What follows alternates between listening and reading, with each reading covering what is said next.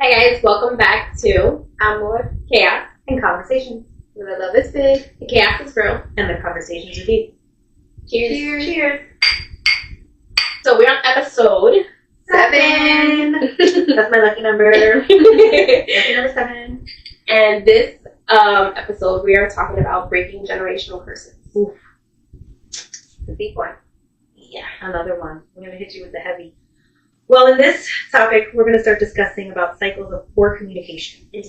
And for me, as a kid, communication was very mild. And I mean, so like emotional communication. My parents were young when they had me, and they were their own business owners. So I barely saw my parents, and when I did, it was like, we spent time together, but talking about like communicating our emotions and how we were feeling, it wasn't a thing. It wasn't a thing. And I don't think it hit me that it wasn't a thing until I got older, that I had a deep conversation with my mother about how I was feeling, preparing for my wedding, and it didn't faze her as much as I thought it would. And I've always been like an emotional person, but you guys know I'm not a crier. Like, I don't cry easily. I never have been like that, but that hit me because I was like, wait a minute, she doesn't understand where I'm coming from, and she will never, because she, as a young child, didn't have her family to help her learn how to communicate with everyone in her family. She was also only child, raised by my great-grandmother, and they were just trying to make ends meet, and she was growing up as a kid by herself with only her friends. And so she didn't have that example. So when I thought about how she reacted to me, I realized that, like, she never had the example, so she never gave me that same type of deep connection when communicating about how I'm feeling and what I'm going through. Not to say that she wasn't supportive when I got my heart broken from a boyfriend. She was there to support me.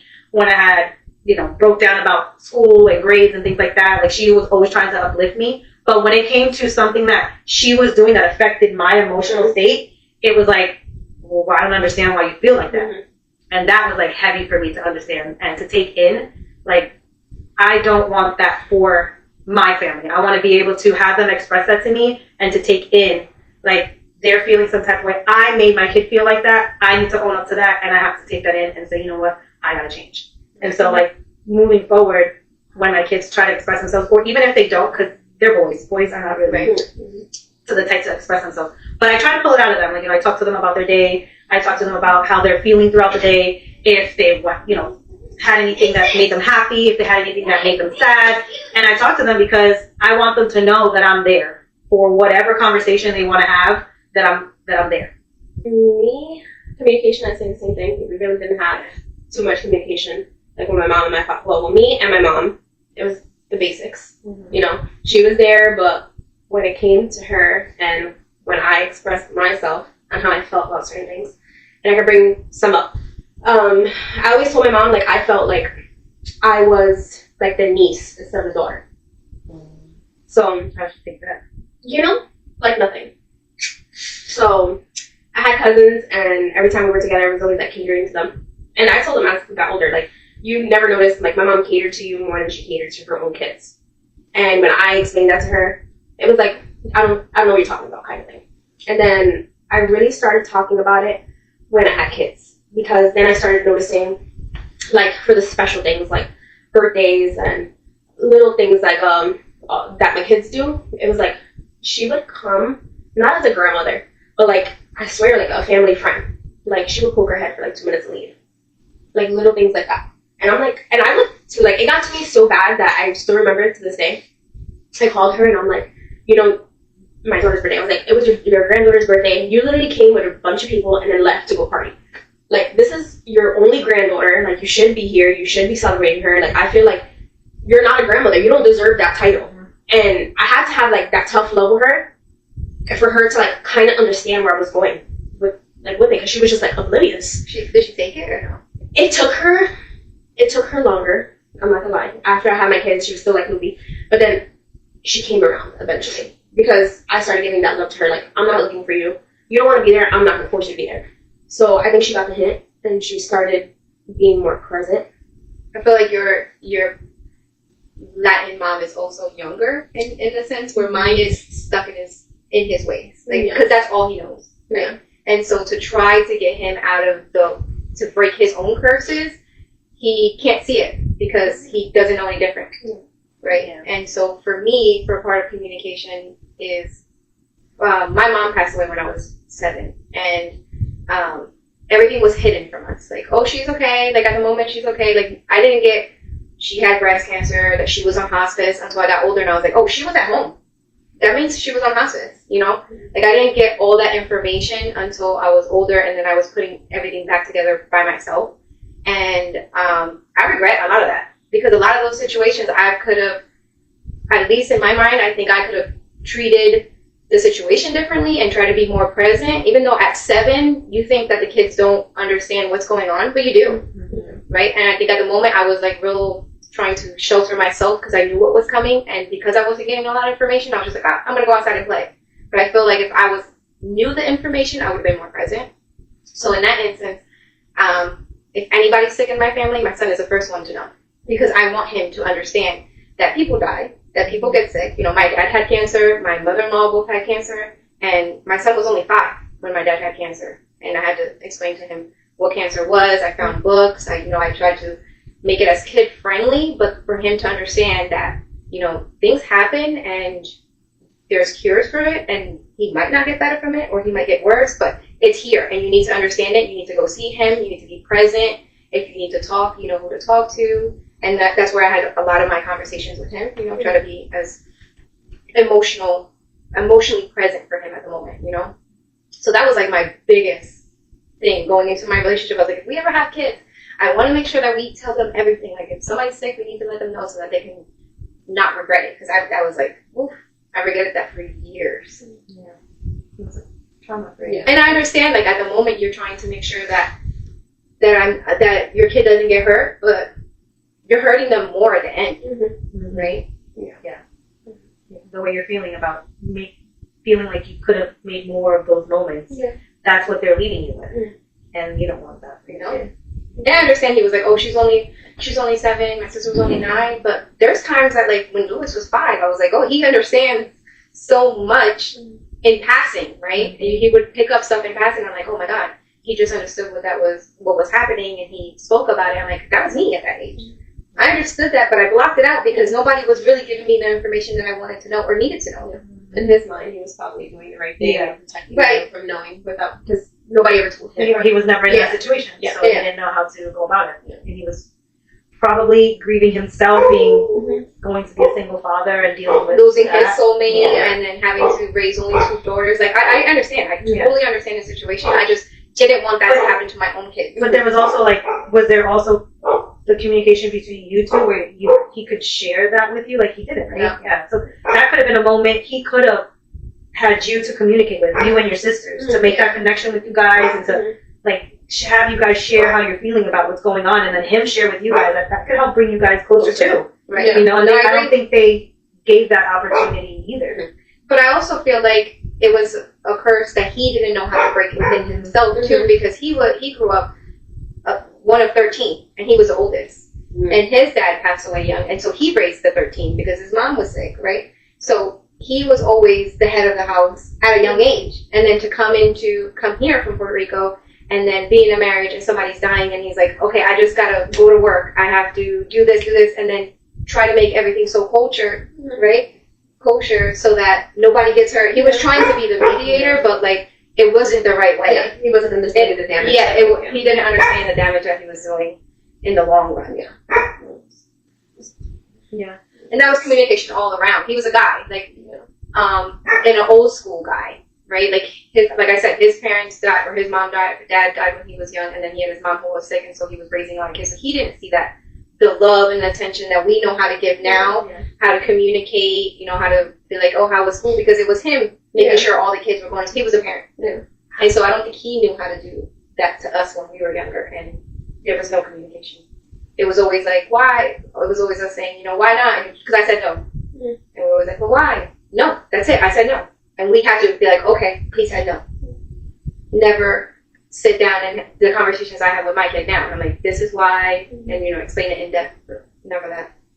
my parents communicated. Their communication was behind closed doors. Whenever they did have a problem, it was just between them. I really never saw them discuss anything.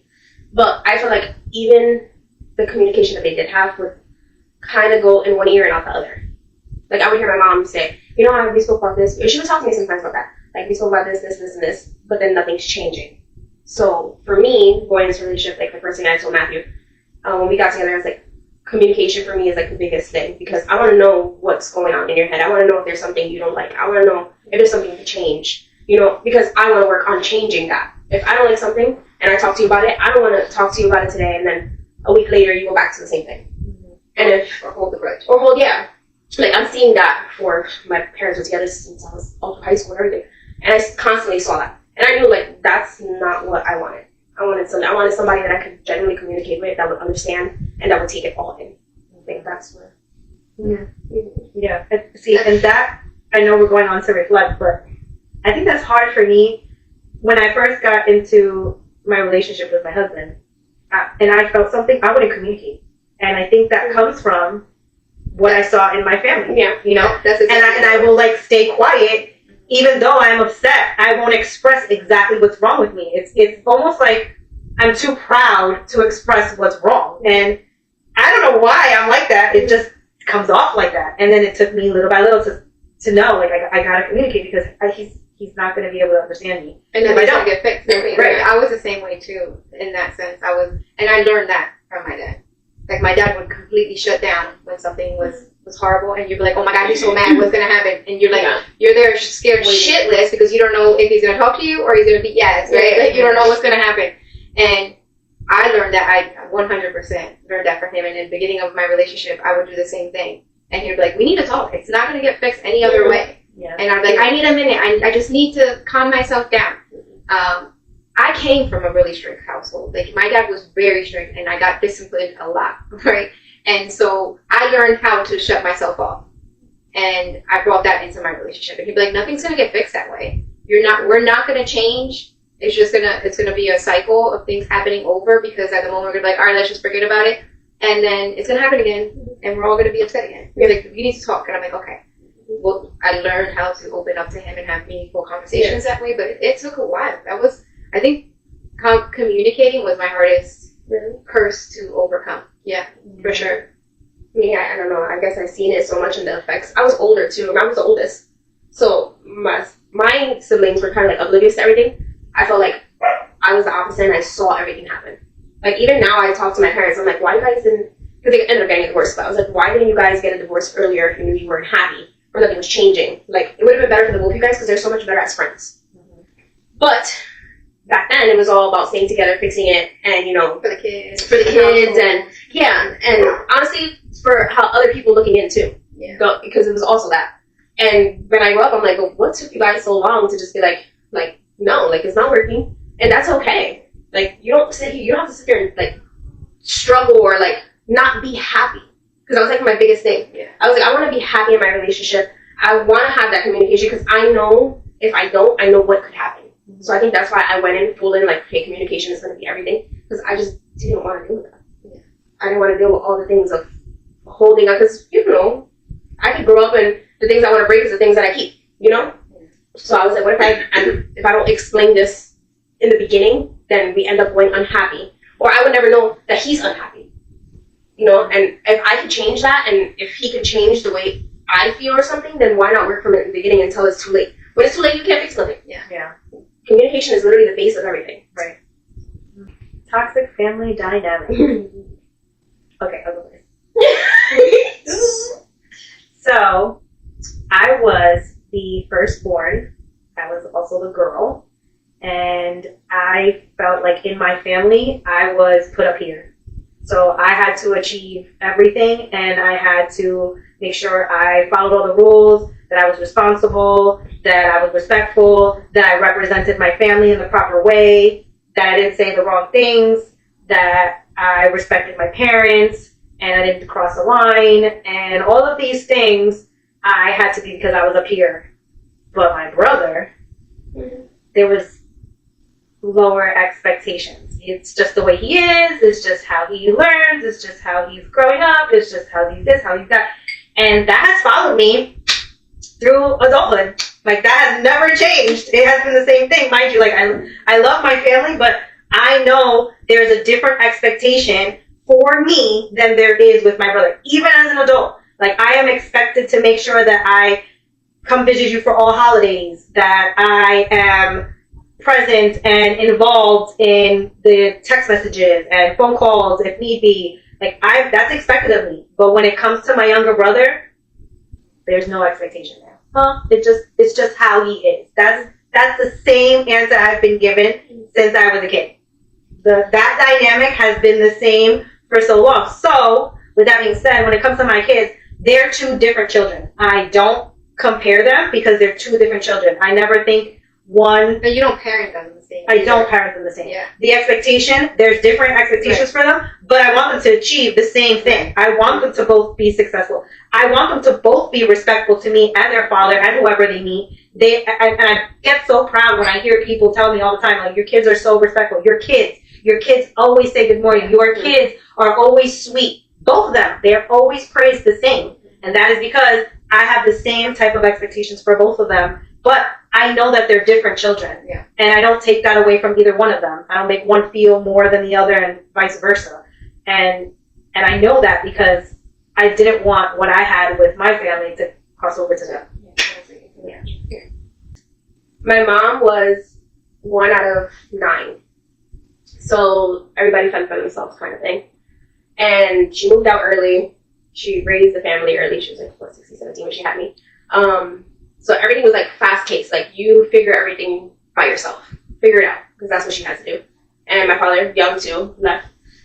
With me, so when me and Matthew first got together, the plan was graduate and then have an apartment ready and then move in. That was the plan. One day I fell asleep at Matthew's house. Literally, we were watching a movie, fell asleep. I woke up to messages saying, like, get out of my house. Yeah. So I called her and I'm like, what the hell's happening? She's like, you need to move out. And I'm like, okay. Before, when I was still in school, because I had just graduated, I would, every time she said that to me, I would be like, yeah, whatever. This time, I was just like, no, that's it. You want me to move out? I'm going to move out. So I will never forget, I got there, packed all my shit, and I left. And my father was always like the one to, like, never really know what was happening because he was, like, working, and when he wasn't working, he was, like, upstairs by himself, chilling. Like, he didn't want to bother for him. And then as I got older, obviously, I used to talk to him about it, but she kicked me out, I left, and we didn't talk for, like, months. And at the time, she had my baby sister, and I was the one, like, doing everything for my sister. Like, I would take her out, I would go to school, come home, take her shower, do everything, and take her for the whole day. Like, that was my world. And we didn't talk for months, and then when we did talk, she told me, like, oh, you were gonna move out anyways. Like, She tried to make an excuse. yes. Like, you're gonna move out anyways. Like, I was just, helping you, because I know you would never did it. And, when I was young and I moved out, I did everything alone, and I had, like, I would never, ever, and I mean ever, do that to my kids. Like, I don't care if you had plans to move out and had everything set up. Until you physically take that decision and jump and do it by yourself, I'm going to be there 110%. I don't care. Because you understood that struggle. Yeah, and we were young. I graduated 17. Like, I was 17, 18. And, everything nothing was ready yet. So literally I was starting from the bottom. I was like, okay. And I don't think she realized, like, exactly the consequences it had. And I never told her because, like, all right, I'm not going to tell you my struggles. Yeah. Like, I'm going to do it. Especially after you kicked me out. Yeah. You won't have a right to know my exactly. struggles. Because when I needed you, you weren't there. Yeah. And I was always play, like, oh, I'm fine, I'm good, I got everything, And thank God for Matthew and Matthew's family because them two, like, his father was, like, they gave us the apartment downstairs and he was getting it ready for us. But like I said, it wasn't ready yet, so we moved and we were doing stuff ourselves. And Matthew's like, the whole time, he's like, don't worry, like, it's okay, I got you. Like, thank God for that man. And she only did that because that was her experience. That was her experience. And it's crazy she thought because that it was going to prepare you. Yeah, prepare me for God knows what. And it's so crazy because, like you said, it's different expectations with my other 3. Or maybe siblings. She wanted you to have a different reaction. Instead of being like, okay, I will. Maybe she wanted you to be like, no, I'm so sorry. And like, my mom knew the temperament, whatever. Peppermint, temperament, whatever. Not peppermint. Whatever, it rhymes. She knew how I was. And you guys know how I am. Like, if you push the bear enough, you're gonna get that reaction out of me. So when I tell you I will go like garbage bags deep and just throw all my shit in a drawer, that was like something out of a fucking movie. And I was just thinking the whole time, like, I would never want somebody to experience this. Mm-hmm. And Matthew knew, like, I went home that day with him and I fucking cried and cried. And I'm like, how can somebody do that to me? Your mother. Your own mother. Yeah. And then what pissed me off even more, because I'm saying, is that when I was saying bye to them, she was in the bed crying. Why the fuck are you crying? Yeah. You know? I was so mad. What? I was like, this bitch just threw me out. So nerve. Yeah, and now you want to fucking cry? I should hit you with this bag, but you know. Like, I was just like, what the hell? And my father was just like, don't go. I would never do that to my kid, and I hope it stopped there. Like, I'm not trying to show that to my kids. I'm gonna be there for them. How about you? I think my toxic family trait was beatings, in the sense of, but it goes back to communication, right? So a lot of it was they got angry, and their solution was to just beat you, right? Instead of sitting down and having that conversation on why you did this or why you felt like you needed to do that. Mm-hmm. Some of the beatings could have been a conversation. Granted, I was a badass kid. A lot of those beatings were well deserved, especially between me and my sister. Yeah, La Pela Vienta was well deserved. Granted, but a lot of it too was also like just it could have been a conversation. Yeah. To get to the root of why I was doing that, right? Like obviously I was either doing it for attention because my sister was getting more attention than me, or I wanted to actually get attention from somebody because I wasn't getting it at all. Like there was a root to it, and it was just always. You did something bad and you were just getting beat.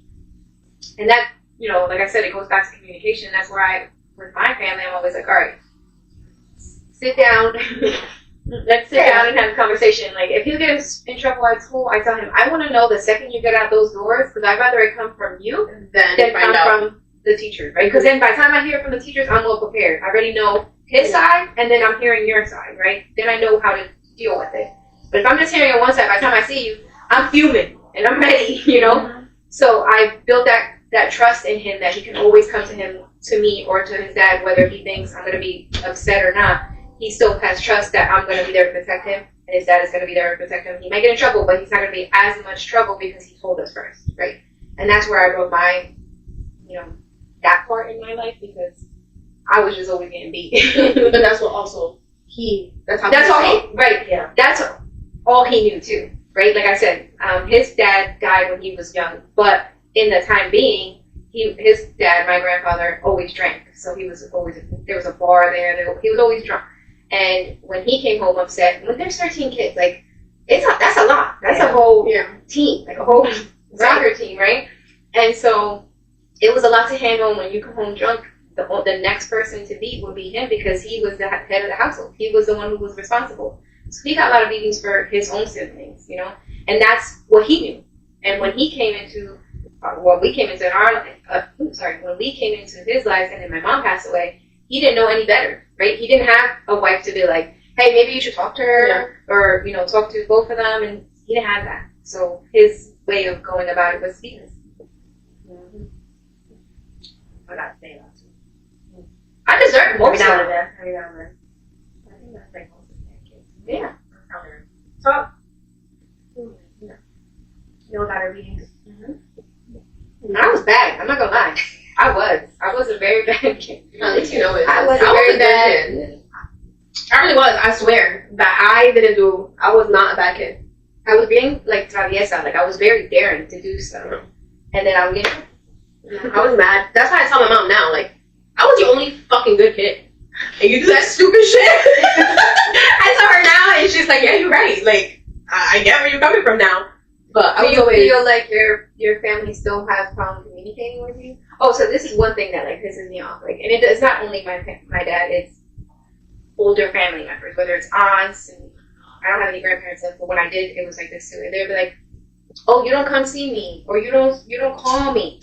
And I'm always like, the phone works two ways. What they forget, because they're all retired at this point, they have all the time in the day, right? they forget that we're working moms, right? That we work, that we have husbands, that we have kids who are now in sports, in multiple sports, right? They forget because they are retired, they have all this time in the day that we do too, and we have time to call them. I barely have time to call my own husband. Seriously.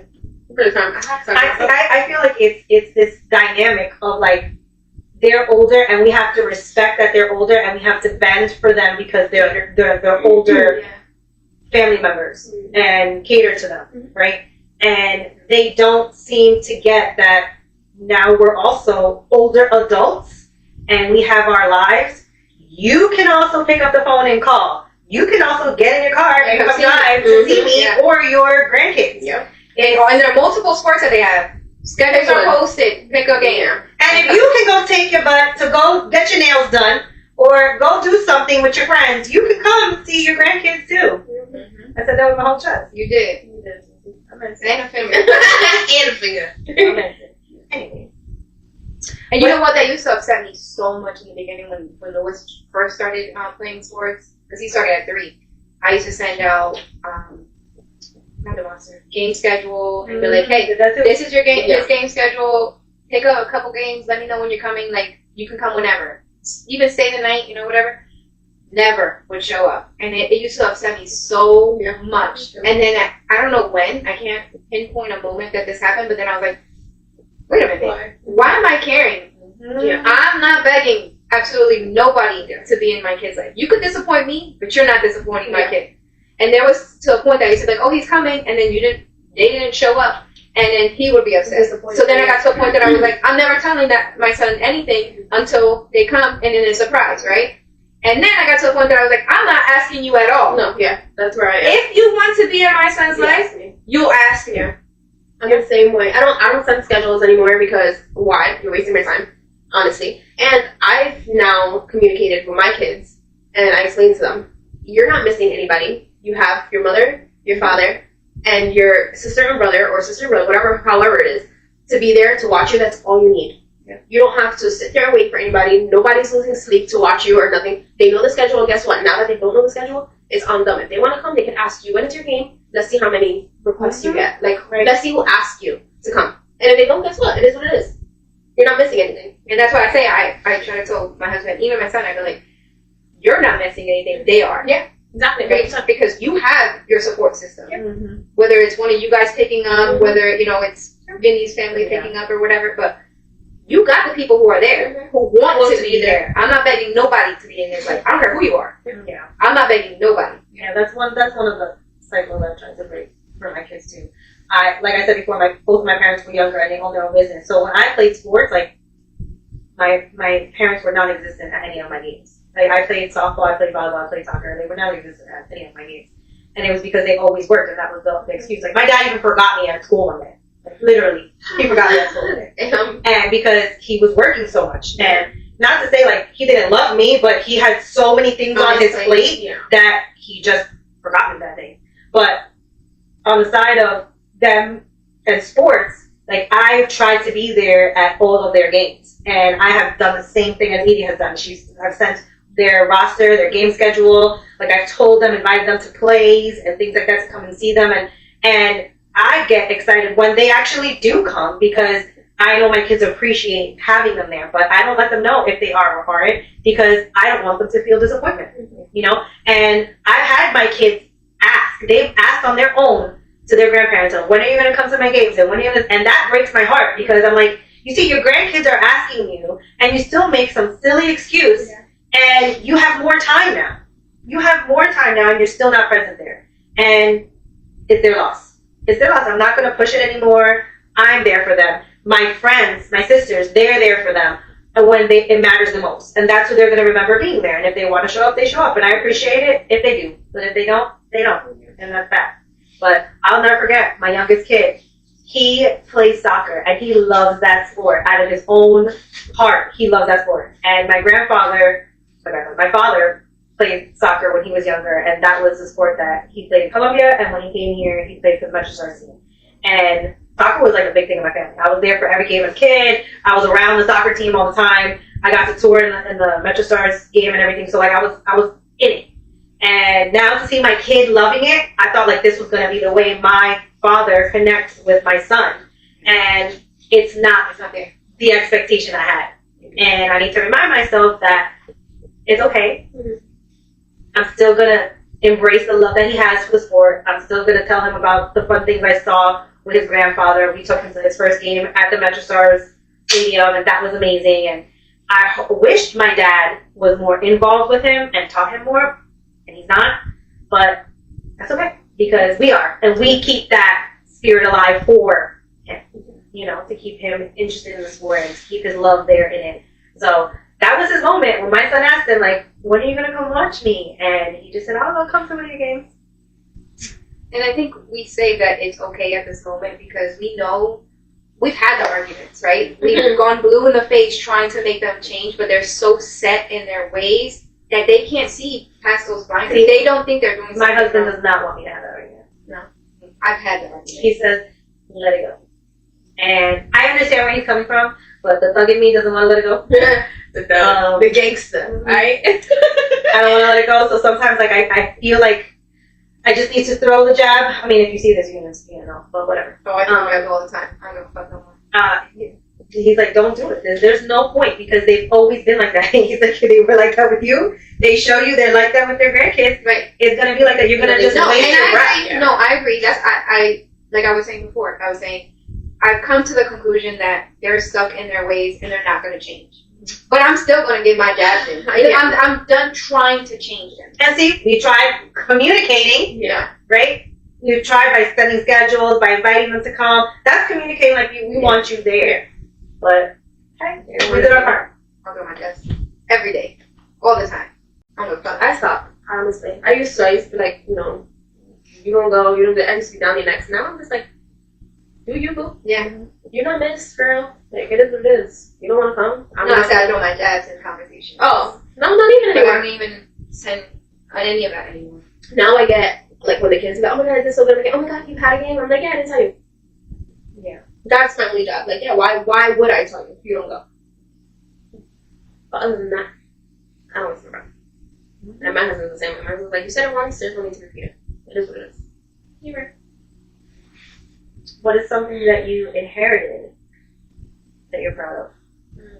I think is my motivation to do better in the sense of in the work life or my dad always worked multiple jobs being a single father and he was always making sure to make ends meet and I got that drive from him but my drive is power to 10 to 10th power because I want to do better than that. I don't want to just make ends meet. I want to exceed that and make sure that I have investments and that I have a retirement and learn about money, right? And teach that to I think the hard working for my father, because that man will be at work 24/7 fucking through. And from my mom, I think it's her strength and her character. Like, her character, she had a strong ass character, but it was how she was raised. Like, she needed that, and I'm happy that I got that from her. And her strength too, like, because of all the stuff that she had to go through, she had that strength in her. Like, yeah, she got that tough skin, and she gave that to us. And I always said, I'm so thankful that I'm one of those people with tough ass skin, and my character is the way it is. Like, I just be like, whatever, you don't like me, oh well. Like, and then the hard work is my father, because that's my guy. And if you know him. And his funniness, let me throw that out there. Yeah. My father's funny as hell on the low. You have to know him for him to get that, to show that side. When you see Don't play him in Phase 10 or Uno. Please don't play that game. Because he will come out of left field for you next. Exactly. But that's only if he really likes you, for real. Like, you will ever see that. Yeah, he got at me and I was like, what's happening? Yeah. And she's like, it's because he likes you. Yeah. Killing me in Uno. Yeah. I couldn't tell. I got my funniness from him. My mom is the complete opposite. My mom is like, she don't find shit funny, for real. We would be in the worst conversation, the worst situations, and me and my father are laughing. And I remember when I was younger, I would have that thing that I can't stop laughing. Like, I would keep laughing. See it. You don't fucking keep laughing. I'm there dying. He's behind her, like, and I'm like, how the fuck you get me in trouble? So that's yeah. That is hilarious. Mm-hmm. Well, yeah, I have to say that I get my strength from my mom. My mom has had a tough life, and I think like her strong character and how she was rubbed off on me that I don't even know I intimidate people, and apparently I do. And I think that strong character comes from her because she is very much like that. And she doesn't let a lot of people in, and if she does, that means she really cares about you. And I'm the same way. I don't let a lot of people in, and if I let you in, then you know I love you. So, yeah. And then from my dad, my husband calls it like the Walt Disney character. Like the Walt Disney love, like the love of just everything. That's my father. Like he's just like so happy, loving, the type of man that he is. Everything he finds magical. Aww. And I think that my carefree spirit comes from my dad and like how he is with everyone. Everybody just loves my dad, and I think that rubbed off on me too. And yeah, they're both hardworking people, and I know that when they had their goals, they definitely pushed the shit out of themselves to get there, and they did. So I think that me being so hardworking and pushing for things that we want is because of my parents. So yeah, I heard that from them. Well, guys, Wait, one more. you got one more? One more. Okay, go. Because I want to know, do you think the communication has gotten better? With our families? Yeah. Absolutely not. No. I think mine's got a little better. Congratulations. Congratulations. So, how did you get there? Years of fucking arguing, honestly. See, but I know that, but remember that arguing happened still, like in the beginning of me having kids and before I had kids. So I would still have that little drive in me, like you gonna fucking listen to me kind of thing. Now, if that would have happened now, I don't think I would have had it in me to sit there and go back and forth. It would never change. But You know what else I think is differently though between me and her, especially me? My dad is older and he's set in his stone versus yours is still very young, right? And she's a little more open-minded yeah, than somebody who's older and doesn't know any other way to act. but I also felt like she would have been stuck in her ways if it wasn't for certain situations. Yeah. She would never change. It was me kind of opening her eyes on certain situations that. Like, You don't get we've me done wrong. the same thing. It's We've not- done the same for so long. That's what I'm saying. and you know what? She also has your younger sister. She's like Yeah. adapting Yeah. to a younger generation too. I feel like that helped her open her eyes to different things. Our parents don't have that. They only know what they know from us so far, and then that they just stay the same, stuck in their ways. You know, they don't see it as like there's a problem with anything. No. What's up? Like, yeah, she's not, like, don't get me wrong, it's not like a whole fucking 180, no. But I do see the changes, like, from before and now. Like, now we could have certain conversations about certain things and communicate more about the tougher things. Before it was just like, nah. I don't see that. No, I just had a conversation the other day, and it was like, oh, because of Mother's Day. Mother's Day. Don't get at me because I'm gonna say this. But I didn't go see my mother for Mother's Day, and I'll tell you why. It's my Mother's Day because I'm a mom, because I'm celebrating with my family the way I want to, which was I'm at home, they catered to me, and I did exactly what I wanted to do. Yeah. I don't think I needed to go out of my way to go see my mother that day. I can go see you another day, that's perfectly fine. Yeah. But she was offended because I didn't go see her. And how did she communicate that to me? Through a phone call that was about something different, and that's how she communicated that with me. That she was offended by the fact that I didn't go see her, and that the only person that called her was one of her friends from her past, and that it's a shame that neither one of her kids called her. I'm sorry for that. Not for nothing, I gave her the same energy she gave me the day that I confessed something that I felt she was doing to me that I didn't like, and I gave her the same energy to her back. Teddy.com. That was me. But I communicated. On the right side. She communicated. She was like, no, right there. She's like, Yeah. I communicated. I mean, I love my mother to death. I love her, and I want to be that great child. Like I told you, they keep me on this pedestal of like how I'm supposed to be. So when that day happens, I felt so out of whack because I know my part. I know I'm supposed to go there. I know I'm supposed to call her. I know I'm supposed to do all these things, but I didn't want to. Right? I felt like I've always had to, and I didn't want to. So I was like, so don't. And I felt like a rebel that day. I was like, doing what I'm supposed to. It felt so wrong, but it also felt so right. And I kind of made my point. Like, I love you to death, but also respect my boundaries. Like, this is my life too. And if we want to meet halfway, you got to start communicating too. That's all I'm saying. Viewers' discretion is advised when watching this episode if you are a family member or a close personal friend. That was good. That was like something you would see at the end of the movies. I know. Kudos to you. Thanks. understand that this is for informational purposes only. And we are expressing our most inner thoughts and feelings, and we hope that you appreciate our honesty. Yeah. This was episode 7 of Yeah. In Conversation. Bye!